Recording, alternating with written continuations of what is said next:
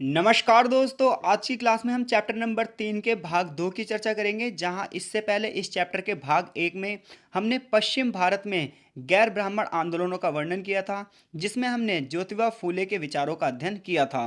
तो अगर आपने इस चैप्टर के भाग 1 को नहीं पढ़ा है तो सबसे पहले उसको जरूर पढ़िएगा, ताकि इस चैप्टर के अगले भाग को पढ़ने में आपके लिए आसानी हो। आज की क्लास में हम दक्षिण भारत में गैर ब्राह्मणवादी आंदोलनों की चर्चा करेंगे और साथ ही साथ हम ईवी रामास्वामी नायकर के विचारों का भी अध्ययन करेंगे।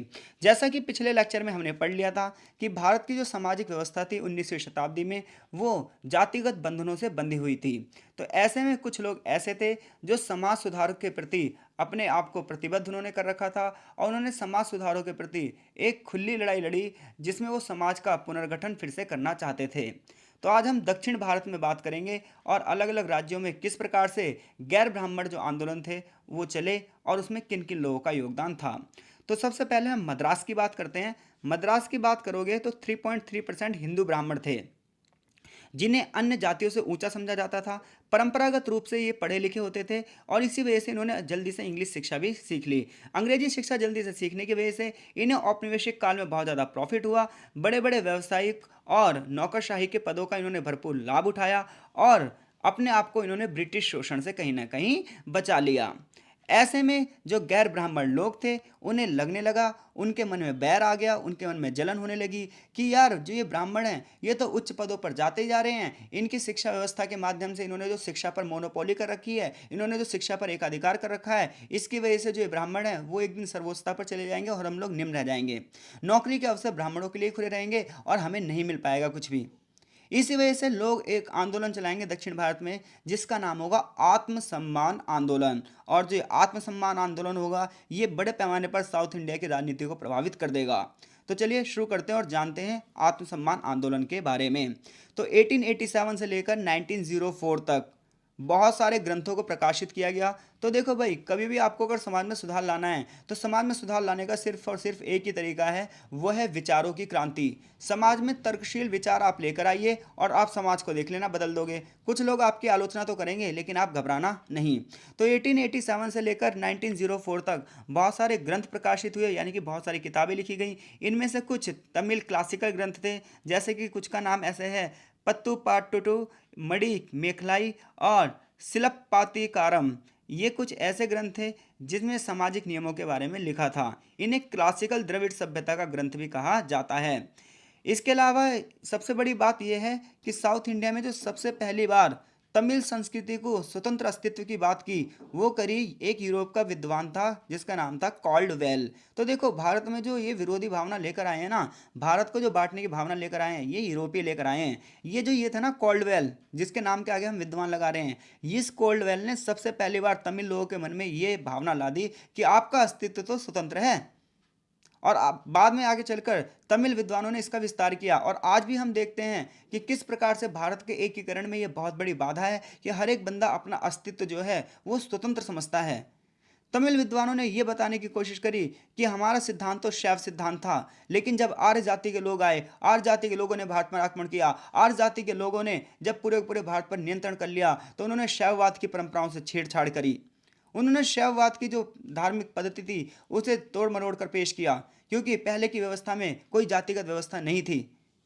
तो ऐसे में जब आर्य जाति की वैदिक सभ्यता आई तो वैदिक सभ्यता ने लोगों का शोषण कर दिया और वर्ण व्यवस्था को शुरू कर दिया।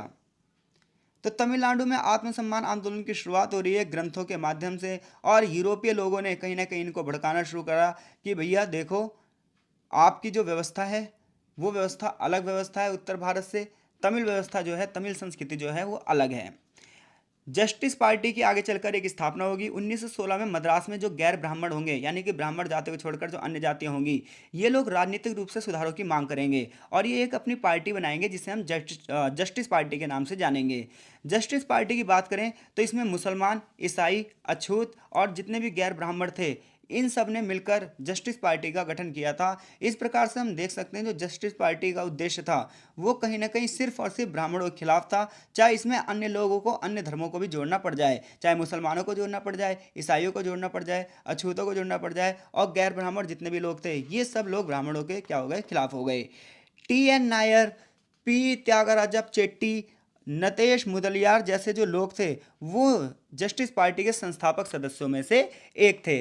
बड़े पैमाने पर शिक्षा व्यवस्था, लोक नियुक्ति और स्थानीय बोर्डों में इन लोगों के लिए छूट देने के प्रावधान की बात की गई कि भैया देखो, शिक्षा व्यवस्था में कुछ ही लोगों का आधिपत्य है, नौकरशाही में कुछ ही लोगों का आधिपत्य है, ऐसे में हम लोगों को कुछ छूट दी जानी चाहिए, हमें भी शिक्षा व्यवस्था के अंतर्गत आगे बढ़ने के लिए आरक्षण जैसा मुद्दा उठाना चाहिए। 1930 के अंतर्गत आते आते गैर ब्राह्मण जो वर्ग था उसका दृष्टिकोण बढ़ता चला गया, लेकिन आगे चलकर वो राजनीतिक गतिविधियों में चला गया। इसकी वजह से जो जस्टिस पार्टी का आधार था वो धीरे धीरे खत्म हो गया, यानी कि जो जस्टिस पार्टी पहले जातिगत व्यवस्था का विरोध करने आई थी वो धीरे धीरे करके राजनीति व्यवस्था का शिकार हो गई, वो धीरे धीरे सत्ता की प्राप्ति करने की चाहती थी।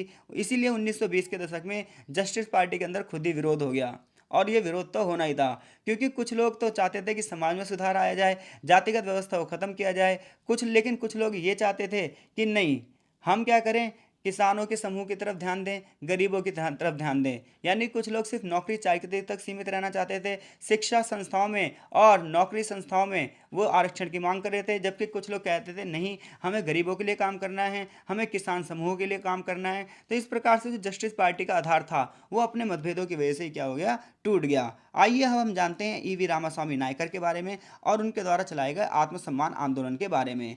ईवी रामास्वामी नायकर की बात करो तो इन्हें पेरियार के नाम से भी जाना जाता है, और साउथ इंडिया में इनकी उतनी ही प्रसिद्धि है जितना कि भारत में गांधी जी की प्रसिद्धि है। तो ईवी रामास्वामी नायकर एक गांधीवादी थे। कम उम्र में ही इन्होंने जातिगत पवित्रता के नियमों का विरोध करना शुरू कर दिया था। ये ऐसे भोजों में भाग लेते थे, ऐसी जगह खाना खाना जाते थे जहां निम्न जाति के लोग भी होते थे। चूंकि ये गांधीवादी थे इसलिए इन्होंने हिंसा का सहारा नहीं लिया।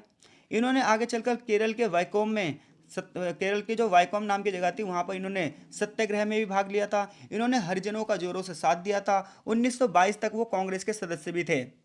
पेरियार ने पुराणों की विद्या को त्याग दिया था, यानी कि शुरुआत में इन्होंने पुराणों का ज्ञान लिया था, लेकिन उन्होंने देखा कि पुराणों में किस प्रकार से जातिगत व्यवस्था है उसे बढ़ावा दिया गया है, इसलिए उन्होंने पुराणों का विरोध किया। उनका यह मानना था कि जो पुराणों की विद्या है ये एक भ्रष्ट विद्या है। उन्होंने यहां तक कह दिया कि मनुस्मृति, धर्मशास्त्र और रामायण को जला दो।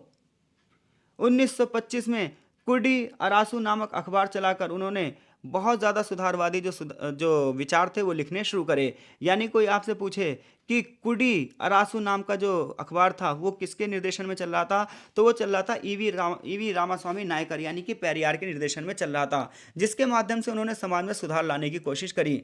आगे चलकर उन्होंने कांग्रेस कमेटी से अपना इस्तीफा दे दिया और पूरी तरीके से समाज के लिए वो कार्य करने लगे। 1925 में जब उन्होंने कांग्रेस छोड़ी तो उन्होंने ये कहा कि आज से मेरा काम कांग्रेस को भंग करना है। यानी कि शुरुआत में तो कांग्रेस के वो सदस्य थे, लेकिन आगे चलकर वो कांग्रेस के ही बहुत तगड़े विरोधी हो गए। कौन? ईवी रामास्वामी नायकर पेरियार। उन्होंने कहा आज से सिर्फ और सिर्फ मेरा काम है मैं कांग्रेस को बिल्कुल कांग्रेस को खत्म कर दूं। और शायद उन्हीं का प्रयास है कि 2014 के बाद कांग्रेस ना देखो अंत हो गया कांग्रेस का। हालांकि ये चीज़ मैं राजनीतिक व्यवस्था में नहीं ले जाना चाहूँगा। 1927 में वर्ण आश्रम धर्म के मुद्दे पर उन्होंने गांधी जी से भी नाता तोड़ लिया। यानी कि गांधी जी ने जब आगे चलकर हरिजनों की बात करी और आरक्षण की बात नहीं करी तो उन्होंने कहा गांधी जी भी जातिगत व्यवस्था के लिए काम नहीं करेंगे। इसलिए साउथ इंडिया में जो पेरियार है उनका नाम बड़े आदर से लिया जाता है। उसका रीज़न ये है इन्होंने अपने राजनीतिक लाभों को भी छोड़ दिया, कांग्रेस को छोड़ दिया, गांधी जी से ही मतभेद कर लिए। हालांकि शुरुआत में ये गांधीवादी विचारधारा से भी समर्थन रखते थे और कांग्रेस से भी समर्थन रखते थे। इससे आपको पता चलता है कि जब विचारधाराएं अलग होती हैं तो मनुष्य हमेशा के लिए चीज़ों से अलग हो जाता है। समाज के संबंध में उनके क्या विचार थे? तो पेरियार ने धर्म और समाज में ब्राह्मणों की सर्वश्रेष्ठता पर प्रहार किया। महाराष्ट्र में फूले की तरह इन्होंने भी जातिगत व्यवस्था की आलोचना करी। इन्होंने मौलिक समानता की बात करी, राइट टू इक्वलिटी की बात करी।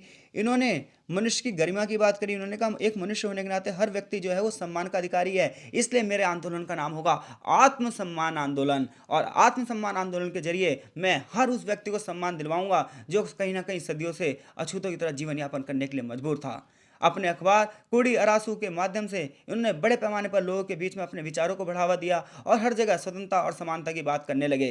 पेरियार का कहना था धर्म और शास्त्र बुद्धिवाद के विरोधी हैं, धर्म और शास्त्र जो हैं विचारधारा के विरोधी हैं। अगर आप धर्म और शास्त्र के चक्कर में पड़े रहे तो आपकी जो लॉजिकल चीज़ें हैं वो कभी उभर कर सामने नहीं आएंगी। देखो ये बात बिल्कुल थोड़ी सी ठीक भी है, क्योंकि अगर मैं आपसे कहूँ इस ब्रह्मांड का संचालन कौन कर रहा है तो आपके पास दो तरीके हैं। पहला तरीका यह है आप ये बोल दो नहीं, इस ब्रह्मांड का निर्माण जो है वो प्रभु ने किया है। हमारे या फिर अपने अपने धर्म के जो इष्ट हैं उनका नाम लेकर आप कह दो कि इस ब्रह्मांड का निर्माण भगवान ने किया है, या फिर इस ब्रह्मांड का निर्माण अल्लाह ने किया है, या इस ब्रह्मांड का निर्माण जो है यीशु ने किया है, या इस ब्रह्मांड का निर्माण गुरु जी ने किया है। ऐसे कोई भी बंदा कुछ भी कह सकता है। लेकिन दूसरा तरीका पता है क्या है, कि उसके साइंटिफिक नियमों का अध्ययन किया जाता है कि इस ब्रह्मांड की उत्पत्ति कैसे हुई होगी।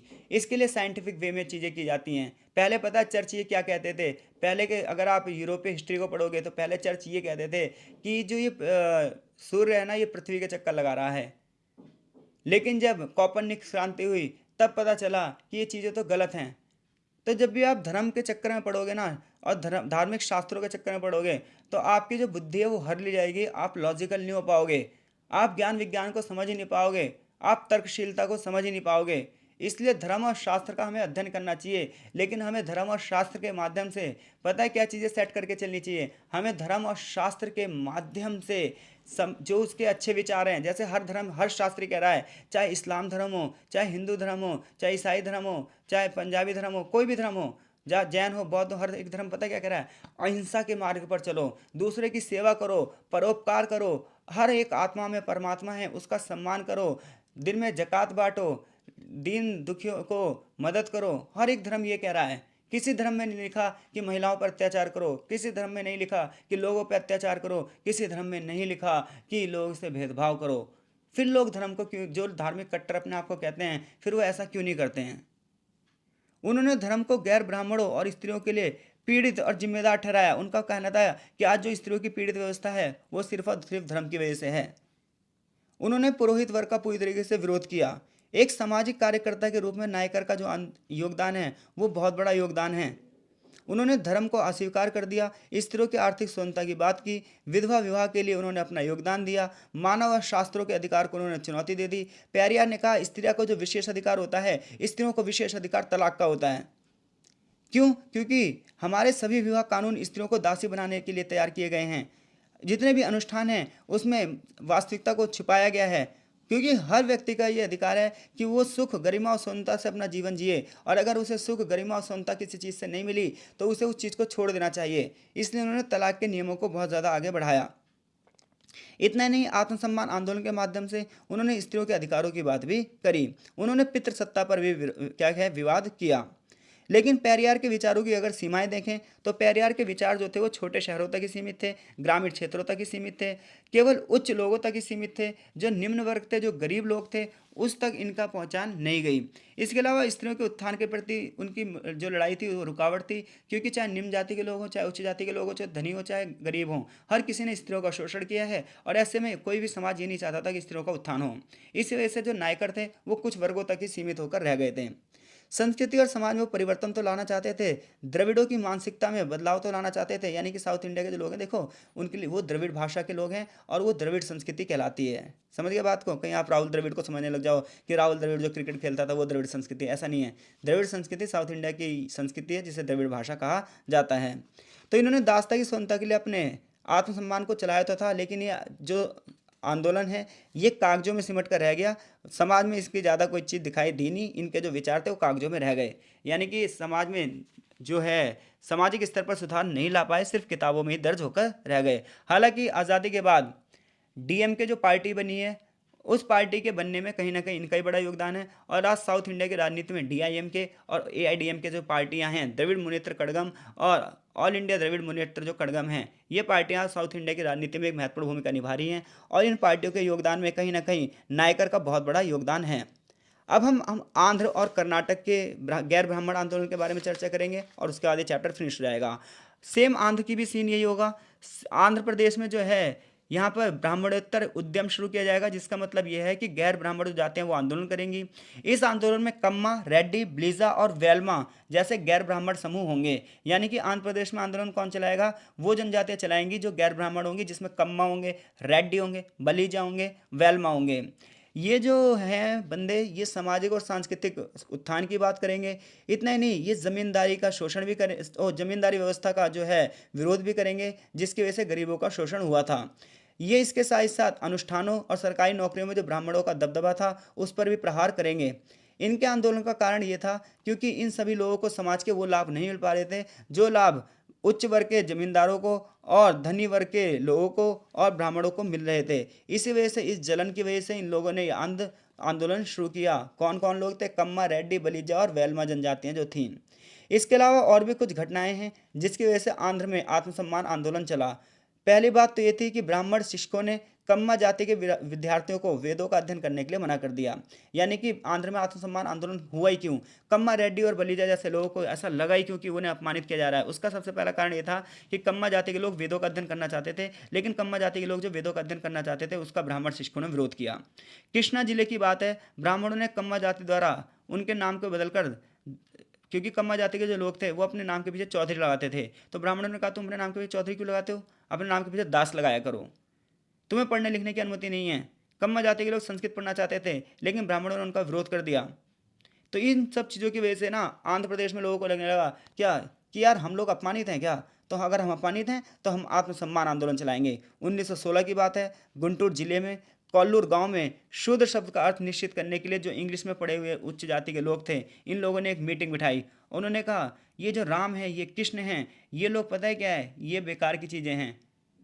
क्यों? क्योंकि इन्होंने कहा कि इन्होंने भी कभी भी जो निम्न जातियां थी उनके लिए कुछ भी नहीं किया। उन्होंने कहा शूद्रों को तो हमेशा शोषण किया है। पता है इन लोगों ने क्या तक मान लिया? इन लोगों ने तो ये भी मान लिया कि जो महाभारत हुई थी, महाभारत में इन्होंने पता है क्या कहा कि महाभारत में जो पांडव थे वो गलत थे, जबकि कौरव जो थे वो सही थे। तो शूद्र वर्ग की परिभाषा में इन्होंने क्या करा? शूद्र वर्ग की परिभाषा में इन्होंने ब्राह्मणों से ऊंचे उच्च वर्ग को माना। इन्होंने कहा शूद्र जो है वो ब्राह्मणों से भी उच्च वर्ग हैं। उन्होंने महाकाव्यों की फिर से व्याख्या करी, रामायण और महाभारत की उन्होंने फिर से व्याख्या करी। त्रिपुरा नैनी जैसे जो नेता थे, इन्होंने फुले और पेरियार की विचारधाराओं को और ज़्यादा आगे बढ़ाया। इन्होंने पवित्र ग्रंथों वेदों की और रामायण महाभारत की इन्होंने आलोचना करी। इनका ये मानना था कि जो ब्राह्मण नेता थे ये हर चीज़ पर अपना वर्चस्व रख रखे थे, जिसकी वजह से बहुत सारे लोगों का क्या हो रहा था? शोषण हो रहा था। इसी प्रकार से जो ये विद्वान था जिसका नाम क्या था? त्रिपुरा नैनी, इसने सारा जीवन आंध्र में आत्मसम्मान आंदोलन के लिए कर दिया। इन्होंने ब्राह्मणवाद पर प्रहार किया, ब्राह्मणों पर नहीं। तो देखो, ब्राह्मणवाद एक विचारधारा थी, तो आप विचारधाराओं पर वो कर सकते हो प्रहार, किसी व्यक्ति पर नहीं, क्योंकि ब्राह्मण जो था वो तो एक व्यक्ति है ना, और जो ब्राह्मणवाद था वो विचारधारा थी। तो आप विचारधाराओं को बदलो, इंसानों को क्यों मार रहे हो? उन्होंने एक किताब लिखी, किन्होंने? त्रिपुरा नैनी ने, जिसका नाम क्या था? जिसका नाम था कुरुक्षेत्र संग्राम। और इस किताब में देखो मैंने हाईलाइट कर रखी चीज़ें। इस किताब में उन्होंने कहा पांडवों की तुलना में कौरव अधिक ईमानदार थे, पांडवों को शासन करने का कोई अधिकार नहीं था। उनकी किताब एक और थी जिसका नाम था शंभुक वध। शंभुक वध में उन्होंने बताया कि देखो आर्य जाति के लोगों ने कैसे शूद्रों का विरोध किया। वशिष्ठ जी के कहने से राजा श्री राम ने क्या करा? वर्ण धर्म की रक्षा करने के लिए शंभुक नामक शूद्र का वध कर दिया, क्योंकि वह पवित्र ज्ञान का प्रचार प्रसार कर रहा था। और वशिष्ठ मुनि कभी नहीं चाहते थे कि शूद्र किसी भी शिक्षा का प्रचार प्रसार करे, और राम जी ने उसकी हत्या कर दी। इसलिए उन्होंने राम और कृष्ण पर संदेह किया कि राम और कृष्ण ने भी जाति व्यवस्था को बनाए रखा। लेकिन कई बार ना हम चीज़ों की गलत तरीके से व्याख्या करते हैं, हमें पता नहीं होता है कि हम क्या कर रहे हैं। अगर हम श्री राम जी का अध्ययन करें तो हमें यह पता भी चलता है कि उन्होंने किस प्रकार से समाज की भलाई के लिए अपने आप को, अपना जीवन तक न्यौछावर कर दिया। इसी प्रकार से कम्मा जाति के लोगों ने भी सामाजिक व्यवस्था के में सुधार लाने के लिए विरोध किया। तो कुल मिलाकर देखा जाए तो आंध्र आंदोलन में जो आत्मसम्मान आंदोलन चला उसमें जो ब्राह्मणीय ग्रंथ थे उनका विरोध किया गया, आधुनिक शिक्षा की बात की गई, शिक्षा संस्थाओं में आरक्षण की बात की गई, बहुत बड़े पैमाने पर गैर ब्राह्मण लोगों के अंदर जागरूकता पैदा की गई। लेकिन इस आंदोलन का सबसे बड़ा दोष ये था कि ये भी केवल उच्च वर्ग तक सीमित रहा, धनी वर्ग तक सीमित रहा, जमींदार वर्ग तक सीमित रहा, जबकि जो निम्न तबके के हरिजन थे, जो बहुत गरीब लोग थे, जो वास्तव में दीनहीन थे, वो कुछ ना कर पाए। इन सबसे हमें यही पता चलता है कि कोई भी आंदोलन हो उससे सिर्फ धनी लोगों को फायदा होता है, गरीब तो आज भी गरीब रहा। क्योंकि अगर ये आंदोलन वास्तव में कुछ कर पाते तो आज आज़ादी के इतने साल बाद भी गरीब गरीब नहीं होता, आज गरीब की स्थिति अच्छी होती, आज भी निम्न लोग निम्न नहीं होते और आज भी उच्च लोग उच्च नहीं होते। तो ये सब चीज़ें कागजों में रह गई, और जो लोग ये कर रहे थे वो सिर्फ अपना खुद का प्रॉफिट देख रहे थे, और उनका खुद का ही प्रॉफिट हुआ, और बाकी लोग आज भी कुछ नहीं कर पाए। कर्नाटक के गैर ब्राह्मण आंदोलन की बात करो तो कर्नाटक के अभी चुनाव हुए थे और आपने एक नाम सुना होगा, वोक्कालिक्का जनजाति। तो कर्नाटक में वोक्कालिक्का जनजाति थी, ठीक है। इतिहासकारों का कहना है कि ये इस वजह से थी क्योंकि यहाँ पर भी जो गैर ब्राह्मण लोग थे इनका शोषण हुआ था। यहाँ पर एक और जनजाति थी जिसका नाम था लिंगायत। तो लिंगायत जो लोग हैं वो शिव जी की लिंग के रूप में पूजा करते हैं और अपने स्कंध पर छोटा सा लिंग भी धारण करते हैं। तो जो वोक्कालिक्का जनजाति थी इसने एक संघ बनाया और उस संघ का नाम क्या था? कोक्कालिकार। तो ये संगठन जो था वो गैर ब्राह्मणी आंदोलनों के लिए था। इनका भी वही मुद्दा था जो अब तक हमने पढ़ा है। बस आप ये ध्यान रखना, वोक्कालिका और लिंगायत। ठीक है भाई। तो जिस प्रकार से हमने अभी महाराष्ट्र के बारे में पढ़ा, तमिल के बारे में पढ़ा, कर्नाटक में भी सीधा सीधा वही बात रहेगी, बस यहाँ पर कौन लोग होंगे, वोक्कालिका। अब हम इन आंदोलनों का एक तुलनात्मक अध्ययन कर लेते हैं। तो इन आंदोलनों का तुलनात्मक अध्ययन करोगे तो देखा जाए, चाहे महाराष्ट्र की बात हो, चाहे तमिलनाडु की बात हो, चाहे आंध्रा की बात हो, चाहे कर्नाटक की बात हो, हर जगह के जो दृष्टिकोण है वो समान है। सब जातिगत व्यवस्थाओं में जो असमानता थी उसके खिलाफ बात कर रहे हैं, समाज और संस्कृति के पुनरुद्धार की बात कर रहे हैं। उनका मानना है जो वर्ण व्यवस्था है इसी की वजह से समाज आज पिछड़ा हुआ है। इनका ये मानना था कि उच्च जाति के जो लोग हैं इन्होंने धार्मिक रूढ़िवादिता को बढ़ावा दिया है, और जो भी समाज धार्मिक रूढ़िवादिता के बंधन में फंसता है वो समाज पीछे हो जाता है। इन्होंने ये कहा कि धार्मिक रूढ़िवादिता ही सामाजिक और सांस्कृतिक पिछड़ेपन की निशानी है। ये तो सभी आंदोलनों की समानता की बात हो गई। महाराष्ट्र में चाहे ज्योतिबा फूले की बात कर लो, इन्होंने सामाजिक समानता की बात करी, इस धार्मिक विचारधाराओं की बात करी, जाति पद्धति का विरोध किया और महिलाओं के लिए सुधार की बात करी। लेकिन वहीं दूसरी ओर अन्य आंदोलनों में देखो तो शूद्रों को परिभाषित किया गया और धार्मिक ग्रंथों की आलोचना की गई। फिर भी इन आंदोलनों की एक कमी थी, खासतौर पर ज्योतिराव फूले की जो कमी थी वो ये थी कि वो ब्रिटिश शासन का समर्थन करते थे। वो ये कहते थे कि ब्रिटिश शासन ही समाज में सुधार ला सकता है, इसलिए ब्रिटिशर्सों का शासन हमेशा से रहना चाहिए। लेकिन वो ब्रिटिश शासन के वास्तविक चीज़ को समझ नहीं पाए, क्योंकि इनकी जो सोच थी ना वो सिर्फ और सिर्फ धर्म के आधार पर ही रह गई। इन्होंने इकोनॉमी के हिसाब से सोचा ही नहीं कि किस प्रकार से अंग्रेज हमारा आर्थिक रूप से शोषण कर रहे हैं, किस प्रकार से अंग्रेजों की वजह से किसान दरिद्र से दरिद्र होता गया, हमारा समाज किस प्रकार से पिछड़ता गया। तो ये इतना नहीं सोच पाए, क्योंकि इन लोगों की जो सोच थी वो धार्मिक और जातिगत चीज़ों तक ही रह गई। इसी प्रकार से महाराष्ट्र के आंदोलन की तुलना करोगे तो आपको पता चलेगा, पेरियार का जो आंदोलन था वो सिर्फ और सिर्फ उच्च वर्गों तक ही रहा, जबकि निम्न वर्गों तक नहीं रहा। सेम यही चीज़ आंध्रा में होगी। आंध्र में भी जो है उच्च जाति के जो लोग होंगे, कि उच्च जाति कह रहा हूँ, सॉरी, उच्च वर्ग के जो लोग होंगे, जो पैसे वाले लोग होंगे, केवल वहीं तक ये आंदोलन सीमित रहेगा, जबकि निम्न वर्ग को उनका कोई फायदा नहीं मिलेगा। कुल मिलाकर जितने भी आंदोलन थे, ये आंदोलनों का सिर्फ एक ही उद्देश्य था कि जातिगत व्यवस्था समाप्त हो जाए और इन लोगों को भी समाज में उस धारा में लाया जा सके जिस धारा में ब्राह्मण हैं। साथ साथ नौकरियों में, शैक्षिक संस्थानों में आरक्षण मिले, और इसी के लिए आगे चलकर मांग उठती गई। लेकिन ये मांग आज तक उठ रही है और ये मांग कल भी उठेगी, जब तक एकता नहीं आएगी, जब तक लोग एजुकेटेड नहीं होंगे, जब तक लोग पढ़कर पास नहीं होंगे, तब तक लोगों में विचारधारा नहीं आएगी, तब तक लोग लॉजिकल नहीं होंगे। जवाब तो हर कोई दे देता है, लेकिन उस जवाब के पीछे एक लॉजिक होना चाहिए। लॉजिक किताबों से ही आता है, और पढ़कर समझकर जो लोग पास होते हैं, पढ़कर समझकर जो लोग डिग्रियां लेते हैं, वही लोग समाज में क्रांतिकारी बदलाव लाते हैं। बाकी तो सब पास होकर नौकरी की तैयारी करते हैं और उसके बाद भी उन्हें नौकरी नहीं मिलती है। मिलते हैं आपसे चैप्टर नंबर 4 में। आई होप सो चीज़ आपको समझ में आ रही होंगी। कमेंट बॉक्स में कमेंट ज़रूर करना। कहीं पर भावनाओं में अगर कोई गलती हो जाए तो उसके लिए माफ़ कर दिया करो भाई, ठीक है? क्योंकि जो मैं हूँ, मैं फीलिंग और इमोशंस के साथ पढ़ाता हूँ। मेरा उद्देश्य सिर्फ किताबों के शब्दों को पढ़ना नहीं होता। मिलते हैं आपसे चैप्टर नंबर 4 में, जिसका नाम होगा भारतीय राष्ट्रीय कांग्रेस की स्थापना। तब तक के लिए आपका बहुत बहुत धन्यवाद।